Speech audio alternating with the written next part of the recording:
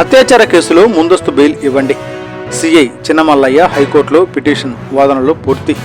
అత్యాచార ఆరోపణలతో తనపై నమోదు చేసిన కేసులో ముందస్తు బెయిల్ మంజూరు చేయాలని కోరుతూ ప్రస్తుతం సస్పెన్షన్లో ఉన్న సిఐ చిన్నమల్లయ్య దాఖలు చేసిన పిటిషన్ గురువారం హైకోర్టు విచారణ జరిపింది.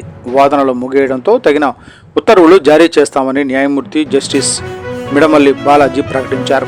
తీర్పును రిజర్వ్ చేశారు.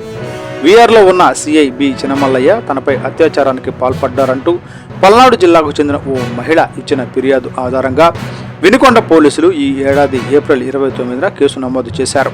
ఈ కేసులో ముందస్తు బెయిల్ మంజూరు చేయాలని నిందితుడు హైకోర్టును ఆశ్రయించారు. గురువారం జరిగిన విచారణలో న్యాయవాది చల్లా అజయ్ కుమార్ వాదనలు వినిపించారు. అత్యాచార ఆరోపణలు చేస్తున్న మహిళ పిటిషనర్ నుంచి అనేకసార్లు సొమ్ము తీసుకున్నారన్నారు. 5 ఏళ్లుగా ఆమె తెలుసునన్నారు. పిటిషనర్ కోసం ఆయన కుమారుడిని పోలీసులు ఒత్తిడి చేస్తున్నారన్నారు. అరెస్టు నుంచి రక్షణ కల్పించాలన్నారు. న్యాయమూర్తి స్పందిస్తూ దర్యాప్తు ఏ దశలో ఉంది, పిటిషనర్ను అరెస్టు చేయలేదని సహాయ పీపీ ప్రియాంకను ప్రశ్నించారు. ఆమె బదులిస్తూ పిటిషనర్ పరారీలో ఉన్నారు, పోలీసులు వెతుకుతున్నారు. నిందితుడి కుమారుడు బాధితురాలికి మెసేజ్లు పంపి ఎందుకు బెదిరించారు? ఫోరెనిక్స్ నివేదిక రావాల్సి ఉంది. నిందితుడికి పటుత్వ పరీక్ష నిర్వహించాల్సి ఉంది.